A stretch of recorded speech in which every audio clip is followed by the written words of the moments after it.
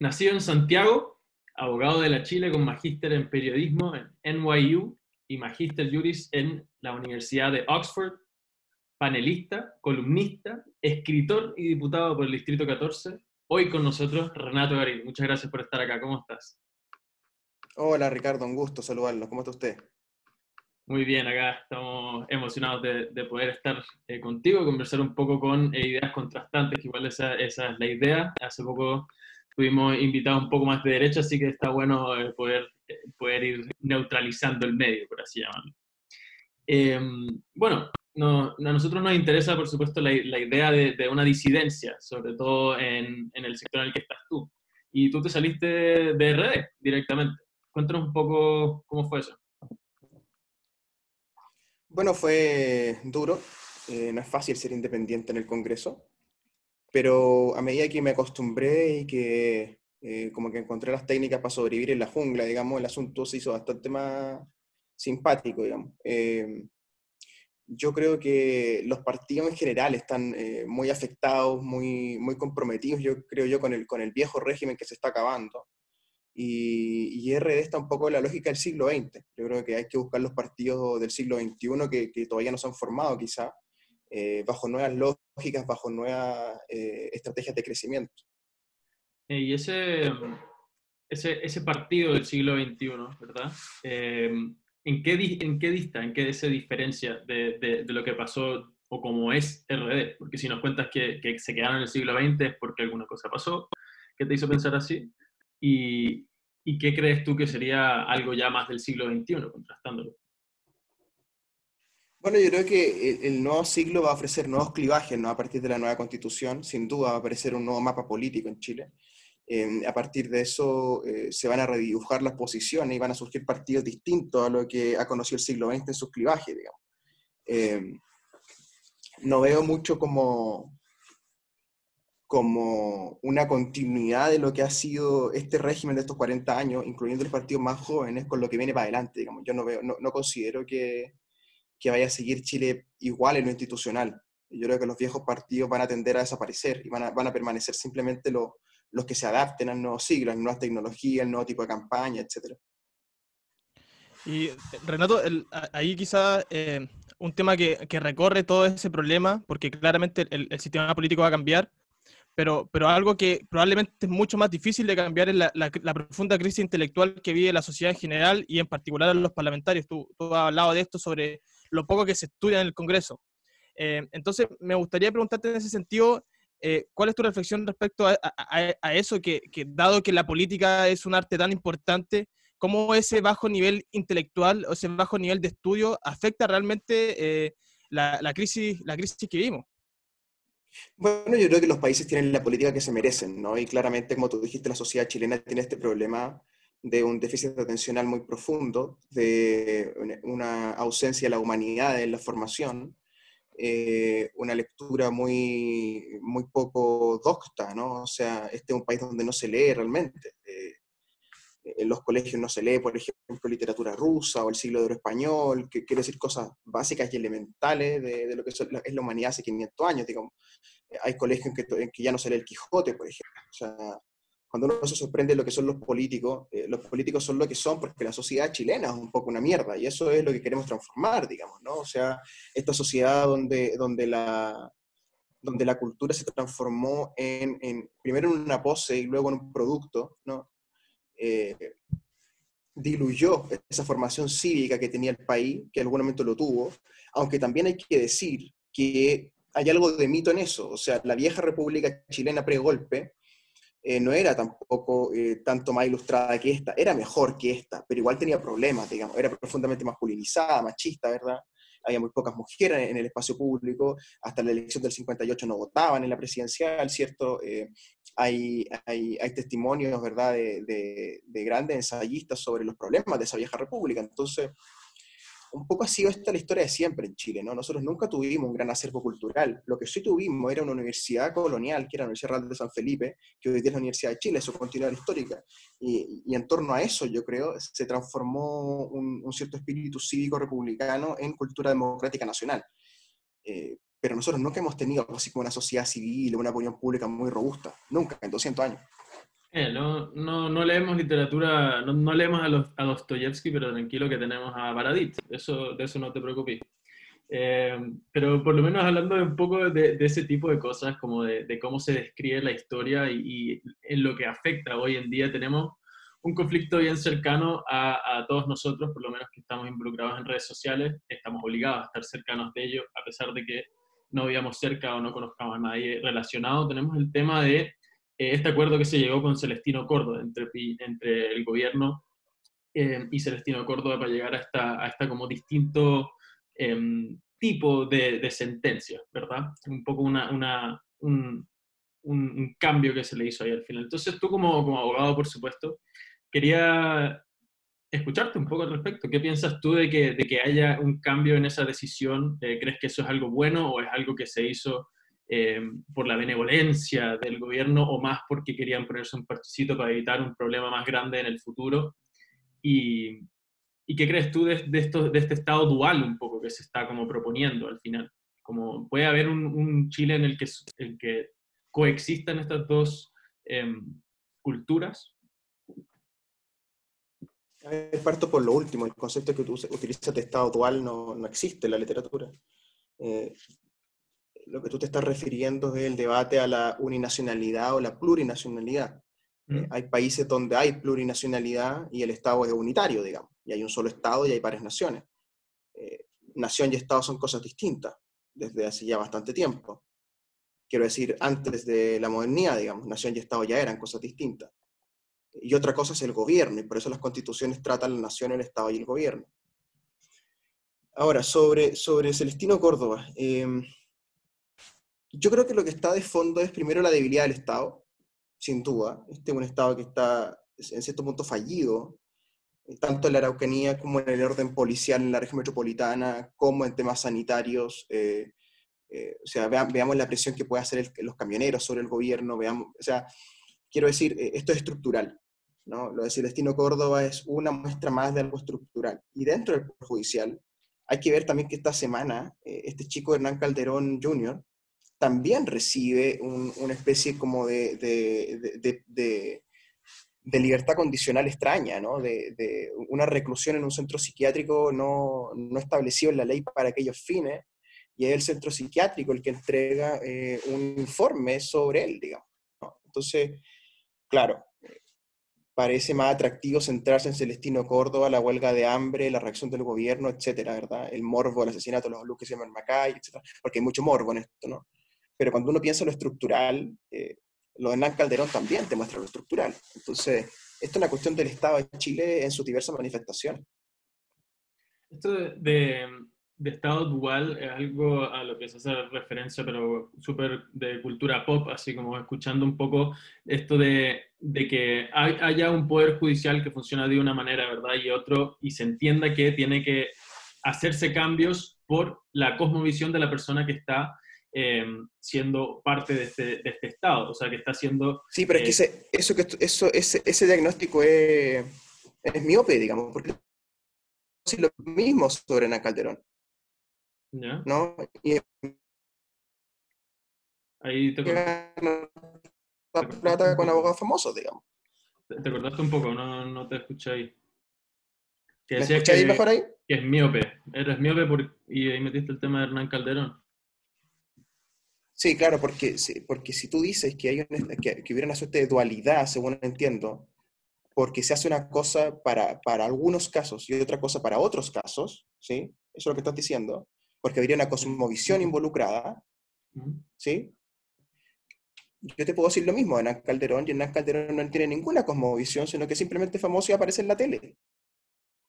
Ya. Entonces no es que hay un estado dual con los mapuches, es que el Poder Judicial en Chile tiene un problema de funcionamiento respecto a la igualdad ante la ley. Claro, a lo que iba ahí para terminar es cómo se tiene que amoldar ese poder judicial para que acoja a esta distinta cosmovisión. Porque si vamos a vivir en conjunto, tiene que haber esa comodidad entre las dos distintas maneras de ver las cosas, ¿verdad? Bueno, ese tipo de pregunta es el tipo de pregunta, por definición, de un proceso constituyente. Y por eso es que hay que votar a prueba.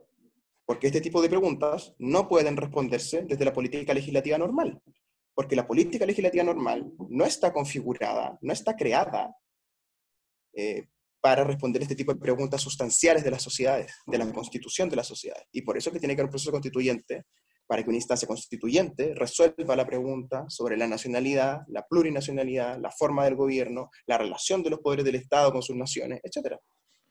Renato, en ese punto que me parece muy interesante, hay algo que yo creo que parte de la izquierda o parte del apruebo en el cual yo me encuentro, porque una declaración de principio, yo voy a votar apruebo, siento que no se dice que paralelo al proceso constituyente tiene que ir una reforma al Estado, porque claramente está la idea de los derechos sociales, pero la izquierda y particularmente el Partido Comunista y parte de la exconcertación y el Frente Amplio, obviamente, lo que hacen al promover, están destruyendo un poco la base económica de su propio proyecto, porque ellos plantean un Estado grande, un Estado benefactor que asegure derechos sociales, pero al mismo tiempo no están proponiendo cómo van a sustentar eso. Entonces, me gustaría hacer tu reflexión respecto a esa aparente contradicción entre querer un Estado benefactor, pero a la vez ir destruyendo su base económica, porque claramente para asegurar derechos sociales tiene que haber plata, eso es evidente.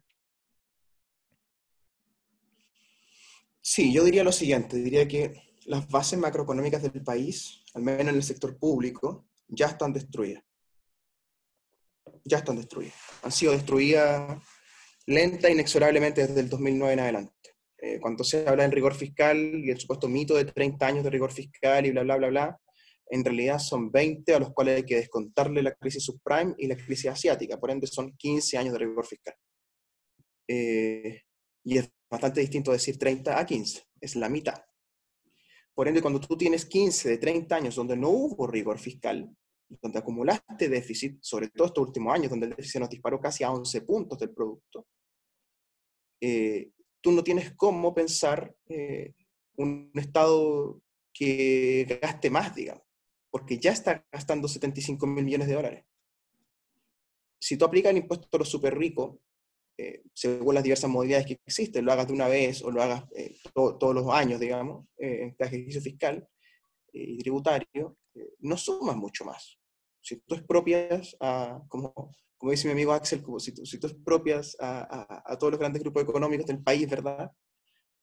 Juntas 45.000 millones de dólares. O sea, es un poquito más de la mitad de lo que gasta el Estado todos los años. Entonces, efectivamente hay un gasto excesivo del Estado, creo yo, ineficiente. Este es un Estado agromegálico, elefantiásico, diseñado en el siglo XIX. Y además tienes el problema de que si tú sacas la cuenta y miras con algo de detención y objetividad la configuración del empleo en Chile, te vas a dar cuenta que más o menos 1 de cada 5 empleos depende del Estado. Por ende, este no es un Estado pequeño. Aquí no se ha cumplido el sueño minarquista a la Nozick, digamos, a la Hayek, de hacer un Estado pequeño minarquista. Fue todo lo contrario. Y fue siempre así, con la dictadura, o en la transición, o ahora. El Estado no fue nunca chico. Esa era la ensoñación, digamos, de los más radicalizados, los Chicago gremialistas, ¿cierto? Y a la vez, es el diagnóstico errado de un sector de la izquierda bastante amplio que dice que el Estado es chico. El Estado no es chico, el Estado gasta una fortuna y una cantidad de empleo impresionante. Y si tú reduces el Estado, sobre todo en el empleo, genera una crisis de empleo impresionante, porque el Estado es el que chupa desempleo en Chile, por un lado por el otro, y va a ser más ahora. Entonces lo que tú estás viendo ahora es más bien una especie de neo-keynesianismo, ¿ya? Pero es un neo-keynesianismo que se asienta en un diagnóstico errado, que es que las condiciones no son de Estado mínimo, de Estado minárquico, que haya que agrandarlo. Es más bien lo contrario. Y eso es muy difícil de entenderlo tanto para la derecha como para la izquierda. Porque los neoliberales, digamos, ¿sí? Sí, y eso me llama mucho la atención, porque tú lo dices claramente, pero el amplio sector de la izquierda que hoy día está en la mediatización de la política no lo dice, porque al final es un mito de que la derecha pretendía una utopía minarquista. Al final Piñera creó ministerio y es el que más creó ministerio desde la vuelta a la democracia. Entonces, ese discurso ideológico de la izquierda que está predominando en el ambiente político hoy día, cómo puede realmente, o sea, hay una contradicción interna en ese discurso, y cuál es la crítica hacia ese discurso, y por qué no se hace esa crítica, y eso a mí me llama la atención. Claro, lo que pasa es que esto no es de la izquierda.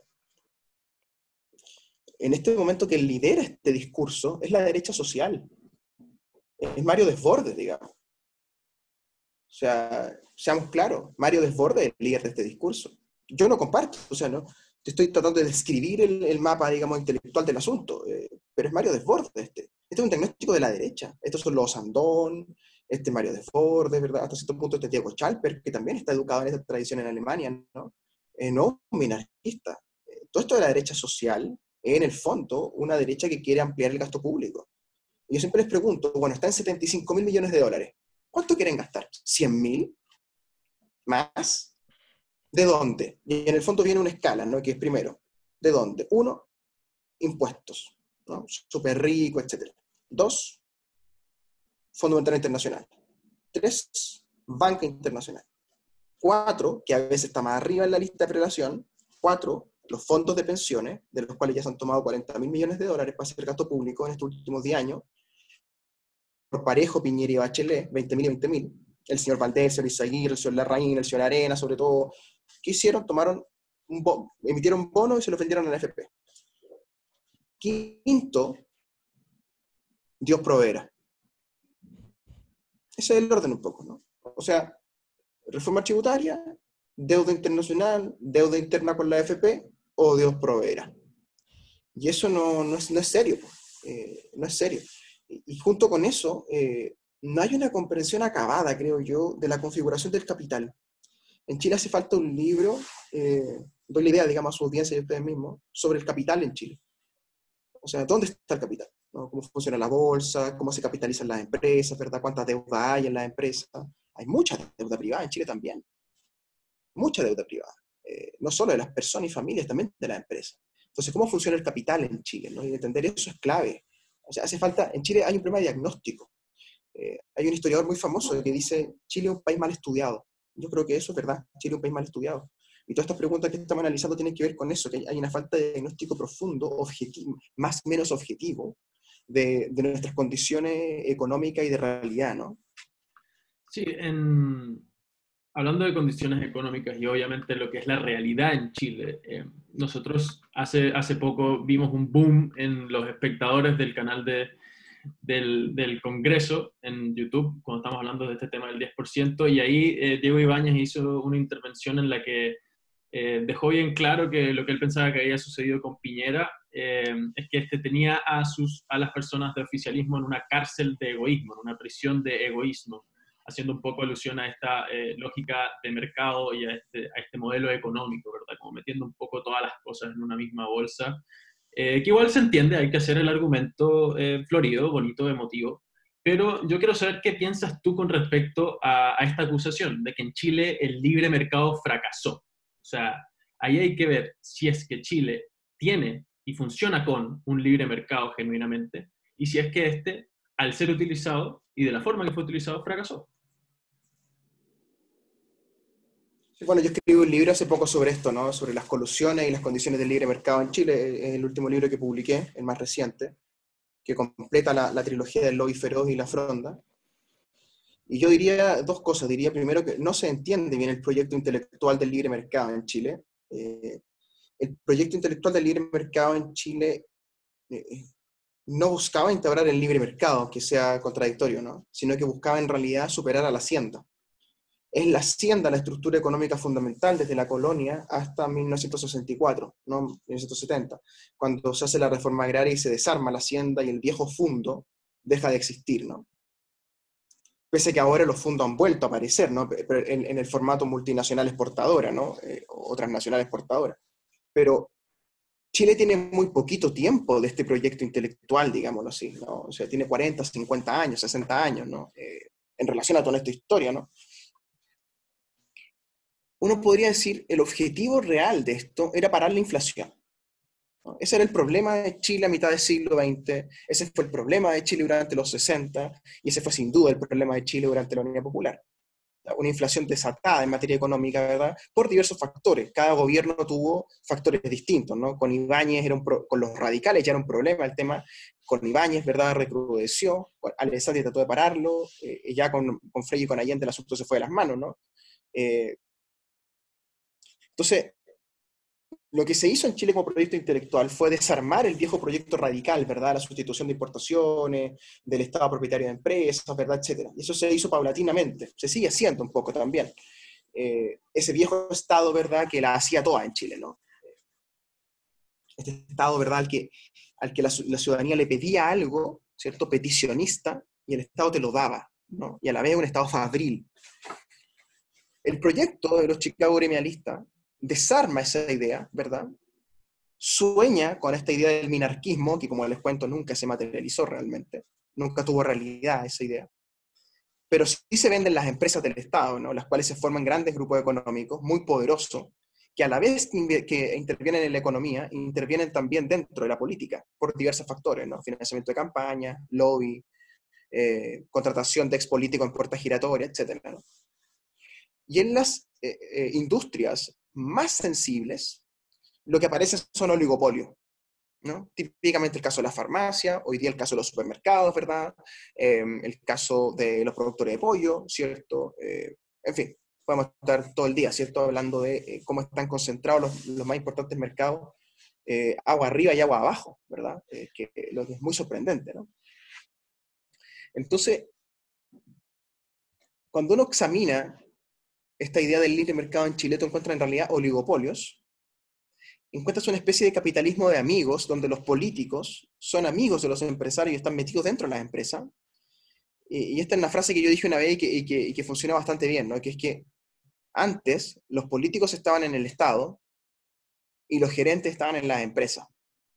Y ahora, 2020, los políticos están en las empresas y los gerentes están en el Estado. Y eso es propio del capitalismo amigo, del crony capitalism. Renato, un poco siguiendo con ese mismo hilo, a mí hay un tema que me interesa particularmente y es el tema de las elites. Hace poco José Joaquín Brunner sacó una columna en el Libro donde decía que las tres elites que él mapea en Chile, que son la elite política, la elite empresarial y la elite tecnoburocrática, estaban entrando en una crisis de hace mucho rato, una crisis de impopularidad, de legitimidad. Pero cabe preguntarse ahí y hacer un análisis más abstraído, más objetivo, si realmente un país puede gobernarse sin élites, porque hay un discurso que moraliza las élites. Chile tuvo una historia exitosa de una élite que recién la izquierda apareció en los años 30. O sea, la élite era un conjunto unido, era unívoco, no había grietas dentro de la élite, y por tanto eso explicaría un poco el éxito de Chile en el siglo XIX. Entonces mi pregunta es, ¿cuál es tu reflexión respecto a este discurso moralista, a esta élite corrupta, a esta élite que nos hace mal, que se roba la plata, y cómo eso de alguna manera choca o entra en tensión con la idea de que un país no puede gobernarse por todos? O sea, no podemos gobernarnos entre todos porque eso significa la democracia y el liberalismo, o sea, limitar eso. Entonces, ¿cuál es tu reflexión respecto a eso? Sí, a ver, el diagnóstico que tú expresas es el diagnóstico de Alberto Edwards, ¿no? De la fronda aristocrática, es Claro. decir, bueno, yo no comparto eso. Si uno examina el siglo XIX, esta unidad de la élite, ¿no? O sea, la especie de cohesión elitaria, ¿no? Que habría habido del 19 a... Te lo perdiste si uno analiza esta... ¿Ahí sí? Sí. Claro, lo que digo es, si uno analiza entonces esta tesis de la unidad de las élites, la cohesión elitaria del siglo XIX, comienzos del XX, primero hay que decir que el régimen portaliano nace con una guerra civil, que es Lircay. Después, tú tienes una guerra contra los peruanos y bolivianos en la Confederación, ¿cierto? Y tienes además el asesinato de Diego Portales en un estado de excepción, el 36. Después tienes en el gobierno de Montt una guerra civil el 51 y tienes otra guerra civil el 59. Después tienes la guerra del Pacífico. Después tienes la guerra civil con el suicidio de Balmaceda. Yo no veo una unidad en la cohesión de la élite ahí. veo más bien una élite facciosa, enfrentada militarmente, cuando no entre ellos, con los peruanos y los bolivianos, y por ende la tesis como histórica, historiográfica, ¿no? De que había un cuerpo social al mando, es falsa, yo creo. Claramente, evidentemente, creo yo. O sea, es muy claro que la élite fue facciosa, que había sectores pipiolos, muy revolucionarios, por así decirlo, para la época, que había un sector pelucón conservador muy duro, muy reaccionario para la época también, que el montarismo después de la cuestión del Sacristán se convirtió en una derecha bastante nacionalista. O sea, cuando uno examina el siglo XIX con las categorías actuales, yo creo que es muy difícil ver una cohesión elitaria. Y ya cuando aparece Alessandri, ya el asunto derrapa, porque derrapa hacia el caudillismo. Alessandri y Ibáñez son los dos caudillos que del 25 en adelante gobiernan la política chilena hasta que el hijo de Alessandri es presidente, ¿no? Y hasta que incluso la elección presidencial del 70, Jorge Alessandri es candidato, ¿no? Siendo un anciano. Entonces los Alessandri marcan el asunto, 50 años, ¿no? Entonces yo no comparto el diagnóstico, yo creo que efectivamente hubo una especie de relato sobre una élite cohesionada, pero eso no es real. Y después lo que aparece de los 30 en adelante efectivamente son los partidos de inspiración socialista, a partir de la Revolución Rusa, lo que es Recabarren, ¿verdad? Etcétera, Marmaduke Grove, todo eso. Pero el siglo XX en su transcurso no se caracteriza por una izquierda, digamos, sino más bien por un centro doble, que son los radicales y los DC, ¿no? Tampoco muy radicalizados, pero enfrentados con las élites, efectivamente, para meterse dentro de la élite de gobierno. Entonces la pregunta sobre si se puede gobernar sin élite es no, pues no se puede gobernar sin élite porque la élite ocupan los cargos, obviamente, los cargos hay que llenarlo y tiene que tener alguien en el gobierno. Dentro de la élite empresarial, alguien tiene que ser dueño de la empresa, alguien va a ser gerente, va a haber alguien a cargo. Lo que son más interesantes son estos tecnoburocráticos, ¿no? Los tecnopols o el tercer sector, ¿no? Claro. Los Andrés Velasco del mundo, digamos, ¿no? Pero eso tiene que ver, yo creo, con las universidades, más bien con el rol de los académicos, ¿no? Los académicos han tomado un rol en lo público muy sugerente, ¿no? Que es muy parecido a lo que hacía antes la Universidad de Chile en el siglo XIX. Ya habría más bien una continuidad, ¿no? Una especie de clase académica, burocrática, tecnocrática, ¿verdad? Especialistas que se casan o están con parentesco de políticos o de empresarios. Y eso es una tendencia también, ¿no? Entonces yo diría, el problema no es que haya una élite, el problema es que hay una fronda, ¿no? O sea, hay un grupo que construye una especie de muro contra los demás, y ni siquiera contra los pobres, incluso contra las clases medias acomodadas, ¿no? Y así tú te encuentras con guetos en Santiago, sobre todo en los diversos barrios altos que existen, ¿no? Porque se habla de el barrio alto, pero hay diversos barrios altos.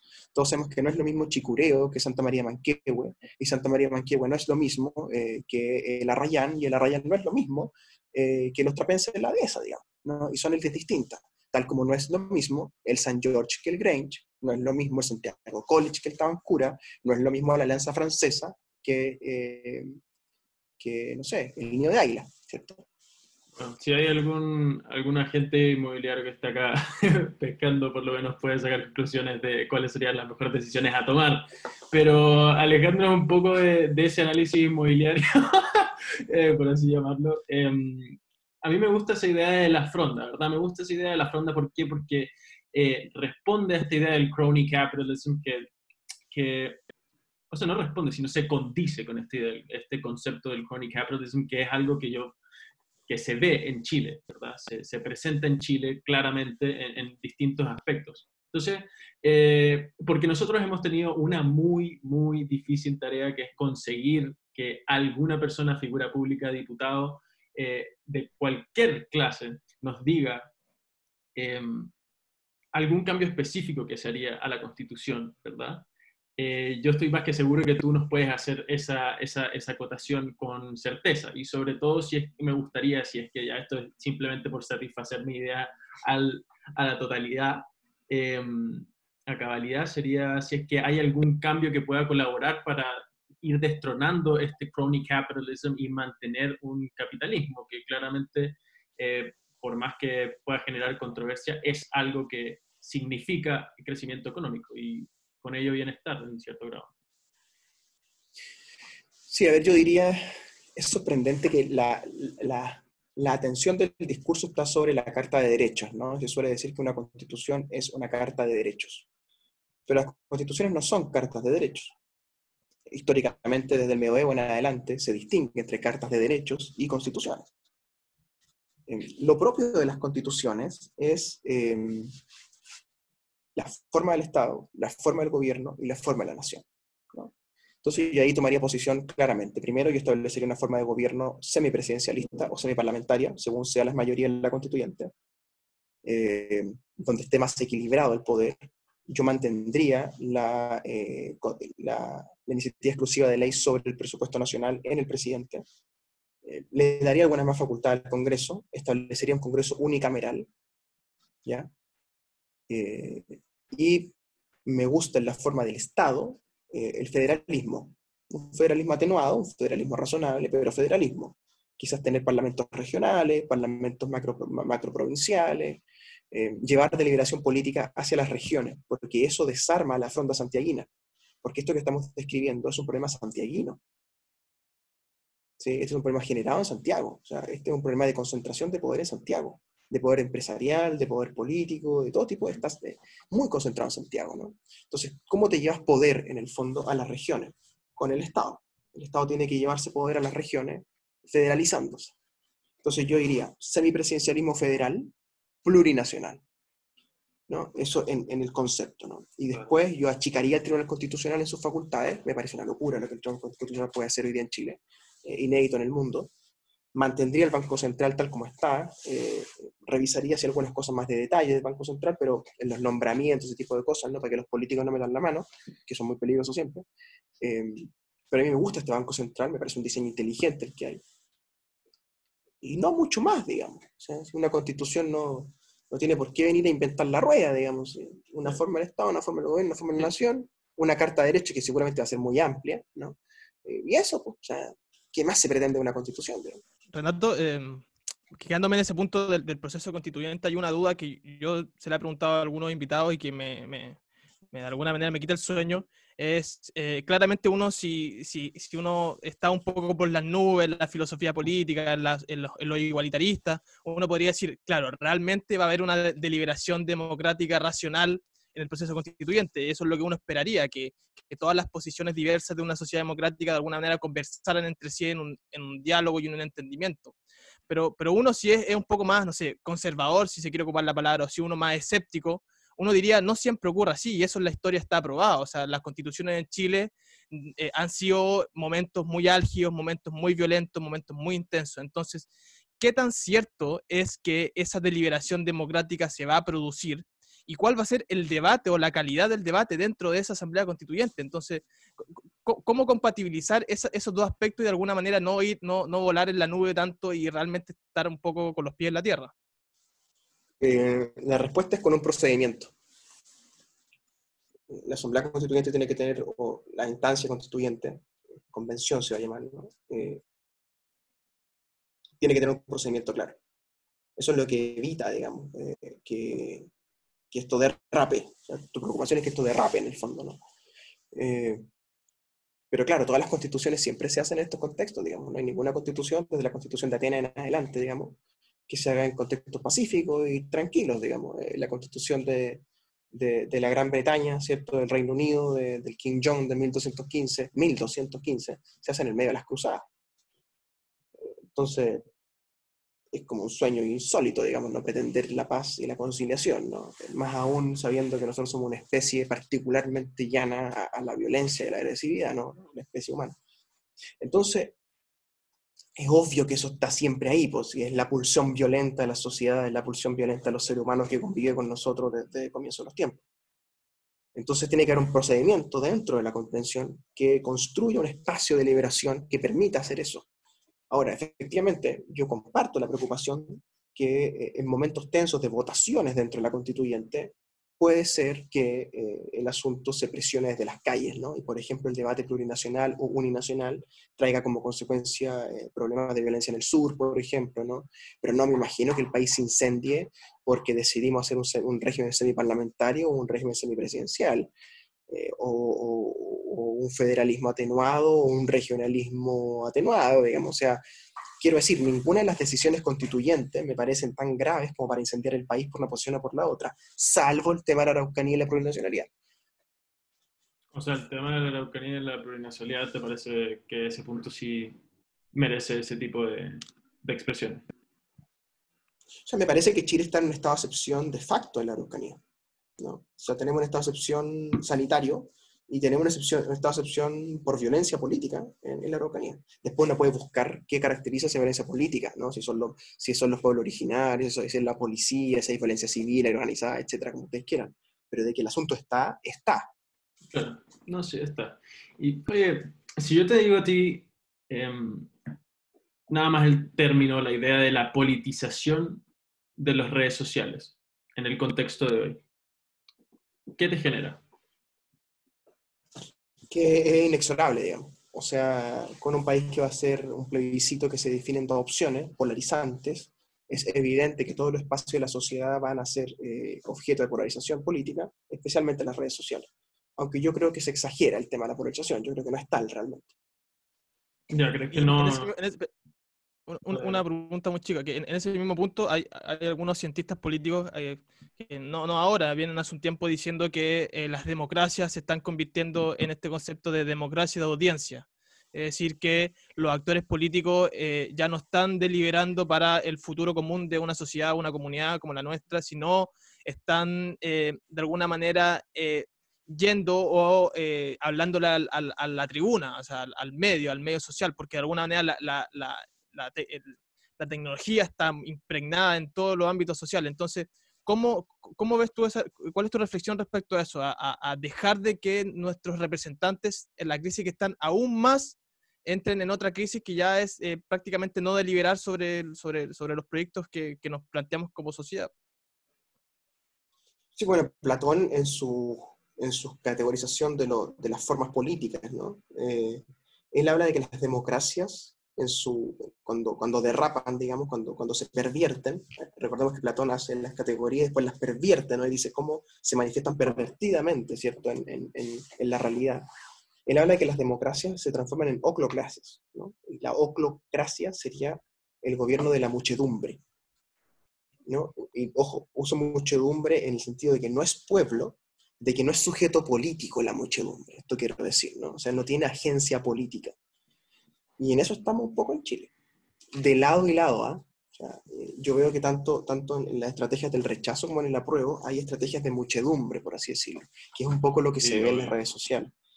Sí, a eso mismo iba con lo que la misma pregunta del Jorge y la mía anterior, así como provocar en ti una respuesta que nos converse un poco sobre eso, sobre las posibilidades que trae esta politización de las redes sociales, que la gente se involucre muchísimo más y lo haga de una forma que quizás no sea tan informada, sino sea un poco más llevada con las pulsiones, por lo menos así se siente en algunos casos, que nos llevan a pensar si es que pueden haber gobiernos radicales en las próximas elecciones, como lo sería si es que uno haría un poll nada más en Instagram, uno vería cientos de miles de seguidores para José Antonio Cast y cientos de miles de seguidores para Daniel Jadwe, que quizás pueden llegar a preocupar a algunas personas de izquierda o de derecha. ¿Tú ves eso como algo que se condiga con resultados electorales y los efectos que eso podría tener?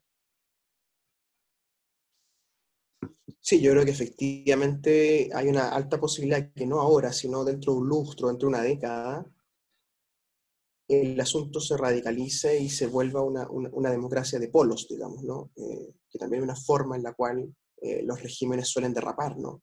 Pero vuelvo a decirte lo que dije al principio, que es que el proceso constituyente va a resetear, por así decirlo, el mapa político. Y si bien va a quedar parecido a lo que tenemos, va a quedar distinto. Y va a quedar, creo yo, sustantivamente distinto. Y no me imagino que los extremos que hoy día son extremos sean extremos después. No sé si me entienden. Porque considera que los comunistas van a estar dentro del proceso, que probablemente Kast también va a estar dentro del proceso constituyente con constituyentes del propios. Entonces, ojalá, yo espero. Entonces, la noción de los extremos por fuera del sistema, por así decirlo, va a cambiar. Se va a reconfigurar ese sujeto. Y ese es el tema de las redes sociales. Las redes sociales ya no le hablan al sujeto ilustrado. O sea, la vieja democracia de la sociedad civil y la opinión pública antes de Internet apelaba supuestamente al ideal del ciudadano, ¿no? Y la ciudadana, ¿no? Cuando se integran las mujeres, se integra la idea de la ciudadana también. Hoy día, en cambio, las redes sociales no interpelan a la persona en tanto sujeto ciudadano, lo interpelan en tanto otra clase de sujeto. Puede ser un consumidor, ¿verdad? O puede ser meramente una reacción emocional, ¿no? Una especie de espacio emocional corporalizado, ¿verdad? En Internet. Y eso es muy peligroso, ¿no? Cuando la política abandona la razonabilidad, la argumentación, la conversación, y entonces apela a reacciones emocionales de índole estomacales, por así decirlo. Ahí es donde el asunto derrapa. Renato, hay un tema que yo creo, intuyo que mucha gente de tu conglomerado político no respondería, y es que se suele hacer esta tesis de que el movimiento de octubre sería un tipo de desobediencia civil, argumentando, por ejemplo, a los Rawls, que cuando un sistema político no logra de alguna manera canalizar todas las demandas ciudadanas y ejercer una buena función en la política, claro, estas serían manifestaciones legítimas, pero dentro de esas manifestaciones hay violencia. Y separar la violencia de la manifestación legítima es una tarea intelectual y política muy complicada. ¿Cuál es tu reflexión respecto a eso, a si realmente la violencia en algunos casos es nihilista, es destrucción, y cómo eso se entra en tensión con una manifestación legítima, que yo claramente estoy de acuerdo que es parte de una democracia? Sí, bueno, es el gran problema hoy día en Chile, ¿no? O sea, cómo distinguir a aquellas personas que participan en tantos ciudadanos razonables, ¿verdad?, en las calles, versus aquellos que están incitando a la violencia política y civil o al odio directamente. Y me refiero tanto a la izquierda del asunto como a los Sebastián Izquierdo del mundo, digamos, ¿no? O sea, esto está en los dos lados, ¿no? Entonces, cuando uno quiere como equilibrar el discurso y ser razonable y ser moderado, ¿cierto? Lo que tiene que ver es que esto está en los dos lados, ¿no? Está en los dos lados. Y como está en los dos lados, hay que analizarlo como algo sistémico, que es que hay algo estructural en Chile que falló. Se llama desobediencia civil, se llama violencia política, lo que tú quieras, ¿no? Y eso que falló del Estado de Chile, porque el rol del Estado es evitar este tipo de asuntos, es monopolizar la fuerza para entonces legítimamente decirle a usted, señor, no haga esto, ¿no? Y eso se perdió en Chile. ¿Dónde se perdió? ¿Cuánto se perdió? Bueno, habría que analizarlo con más detalle y con más sentido histórico, ¿no? Pero en Chile, más que una desobediencia civil, una especie de eclosión constituyente, lo que hubo fue un estallido, ¿no? Un estallido social, que es lo que ha conceptualizado Mayol y otros, ¿no? O sea, una especie de desborde completo, desplome institucional, que nos tiene donde nos tiene hoy día. Oye, bueno, nosotros entendemos que tú tienes, por supuesto, muchísimas otras cosas pendientes Sí, durante pero el ha sido un día, placer, chiquillo. así que te hacemos la última pregunta, que es que ¿a quién invitarías para venir acá a sentarse a conversar de estos temas? Figura pública, amigo, perro, gato, aunque en tu caso claramente gato, supongo. Y básicamente eso, como alguien, algún nombre para que nosotros invitemos. A ver, yo creo que la persona que mejor ha visto este proceso ha sido el periodista Mirko Macari, exdirector del Mostrador, a quien se le atribuye la tesis del desplome institucional, ¿verdad? O sea, que Mirko no escribe el libro, entonces no ha podido reclamar la autoría de la tesis, pero él es el que viene un poco hace ya 10, 15 años hablando de esto, ¿no? De que en el fondo el asunto no da para más, para decirlo en corto, digamos. Así que yo se los recomiendo mucho. Vale, perfecto. Entonces ahí está Mirko Macari, vamos a tener que ir tocando esos botones. Por ahora no nos queda más que darte las gracias por sentarte acá a hablar con nosotros. Ha sido un absoluto gusto y un honor para nosotros dos. Eh, Eso, básicamente, muchísimas gracias. Esta fue Bueno, muchas gracias Ricardo, Jorge, un gusto otra conocerlo. edición. Que estén todos muy bien. Muchas gracias por estar acá.